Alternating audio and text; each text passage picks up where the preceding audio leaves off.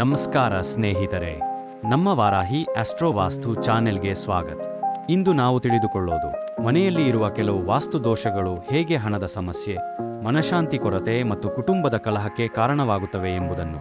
ಈ ವಿಡಿಯೋವನ್ನು ಕೊನೆಯವರೆಗೂ ನೋಡಿ. ಮನೆಯಲ್ಲಿ ಮುಖ್ಯ ಬಾಗಿಲು ಯಾವಾಗಲೂ ಸ್ವಚ್ಛವಾಗಿರಬೇಕು. ಬಾಗಿಲಿನ ಮುಂದೆ ಕಸ, ಹಳೆಯ ಚಪ್ಪಲಿ ಅಥವಾ ಒಡೆದ ವಸ್ತುಗಳನ್ನು ಇಡಬೇಡಿ. ವಾಸ್ತು ಪ್ರಕಾರ ಮುಖ್ಯ ಬಾಗಿಲು ಮನೆಯ ಶಕ್ತಿ ಪ್ರವೇಶದ್ವಾರ. ಇಲ್ಲಿ ನಕಾರಾತ್ಮಕ ಶಕ್ತಿ ಇದ್ದರೆ ಹಣ ಉಳಿಯುವುದಿಲ್ಲ. ಉತ್ತರ ದಿಕ್ಕು ಕುಬೇರನ ದಿಕ್ಕು ಎಂದು ಹೇಳಲಾಗುತ್ತದೆ. ಈ ಭಾಗದಲ್ಲಿ ಭಾರವಾದ ವಸ್ತುಗಳು ಅಥವಾ ಕಸದ ಸಾಮಾನು ಇದ್ದರೆ ಆರ್ಥಿಕ ಸಮಸ್ಯೆಗಳು ಹೆಚ್ಚಾಗಬಹುದು.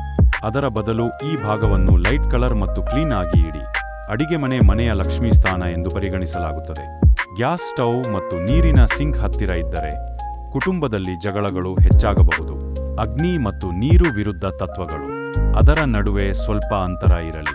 ಮಲಗುವ ಕೋಣೆಯಲ್ಲಿ ಕನ್ನಡಿ ಬೆಡ್ಗೆ ನೇರವಾಗಿ ಕಾಣಬಾರದು.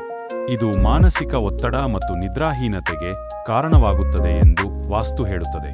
ಮಲಗುವಾಗ ತಲೆ ದಕ್ಷಿಣ ದಿಕ್ಕಿಗೆ ಇರಿಸಿದರೆ ಉತ್ತಮ. ಮನೆಯಲ್ಲಿ ಒಣಗಿದ ಗಿಡಗಳು ಅಥವಾ ಒಡೆದ ದೇವರ ಫೋಟೋಗಳನ್ನು ಇಟ್ಟುಕೊಳ್ಳಬೇಡಿ.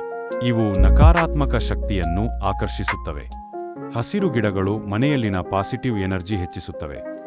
ಪ್ರತಿದಿನ ಸಂಜೆ ಮನೆಯ ಪೂರ್ವ ದಿಕ್ಕಿನಲ್ಲಿ ದೀಪ ಹಚ್ಚಿ ಮತ್ತು ಓಂ ಶ್ರೀಂ ಮಹಾಲಕ್ಷ್ಮಿಯೇ ನಮಃ ಮಂತ್ರವನ್ನು 11 ಬಾರಿ ಜಪಿಸಿ. ಇದರಿಂದ ಮನೆಯಲ್ಲಿ ಶಾಂತಿ ಮತ್ತು ಸಮೃದ್ಧಿ ಹೆಚ್ಚುತ್ತದೆ ಎಂದು ನಂಬಲಾಗಿದೆ. ಈ ಮಾಹಿತಿ ನಿಮಗೆ ಉಪಯುಕ್ತ ಅನಿಸಿದರೆ ವಿಡಿಯೋಗೆ ಲೈಕ್ ಮಾಡಿ, ಶೇರ್ ಮಾಡಿ ಮತ್ತು ಇನ್ನಷ್ಟು ವಾಸ್ತು ಮತ್ತು ಜ್ಯೋತಿಷ್ಯ ಮಾಹಿತಿಗಾಗಿ ವಾರಾಹಿ ಆಸ್ಟ್ರೋ ವಾಸ್ತು ಚಾನೆಲ್ ಸಬ್ಸ್ಕ್ರೈಬ್ ಮಾಡಿ. ಧನ್ಯವಾದಗಳು. ಜೈ ವಾರಾಹಿ ದೇವಿ.